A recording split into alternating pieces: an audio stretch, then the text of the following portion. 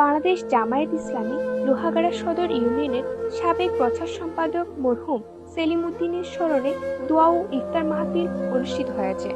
২৬ ফেব্রুয়ারি বিকেলে মরহুম সেলিম উদ্দিন স্মৃতি পরিষদের আয়োজনে উপজেলা সদরের মাসাবি রেস্টুরেন্টের ভিআইপি হলরুমে এই স্মরণ সভা ও ইফতার মাহফিলে উপস্থিত ছিলেন চট্টগ্রাম পৌর বিদ্যুৎ সমিতি লোহাগাড়া উপজেলা জোনাল অফিসের ডিজিএম রফিকুল ইসলাম খান, আদুনগর ইউনিয়ন পরিষদের চেয়ারম্যান নাজিম উদ্দিন, বরহাটি ইউনিয়ন পরিষদের সাবেক চেয়ারম্যান জুনাইদ চৌধুরী, অ্যাডভোকেট রাজাউল করিম, আয়কর আইনজীবী কুতুবুদ্দিন, মাস্টার মোহাম্মদ ফারুক, অ্যাডভোকেট সাদ্দাম হোসেন, তারেক বিন কবির, শাহাবুদ্দিন, মোহাম্মদ ইকবাল হোসেন, আনোয়ার হোসেন মিসবাহ, বেলালুদ্দিন মেম্বার, মফিজুর রহমান মেম্বার সহ অনেকে।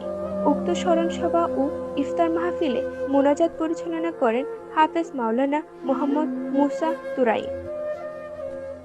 আমরা মনে হয় একটা এফডিআর মাসিক একটা ইনকামের মাসিক একটা আয়ের উৎস, যেহেতু পরিবার আর কেউ নাই, এই উদ্যোগটা আর একটু আগে নিলে একটু ভালো হতো। যেহেতু রমজান আজকে প্রায় মানে 3 ভাগের 1 ভাগ কাছাকাছি। আমরা আমাদের দেশে অন্তত মানুষের বছরে একবার রমজানেই যে দান হোক, জাকাত হোক, বিভিন্ন ফান্ড থেকে আমরা মানুষকে দিয়ে থাকি।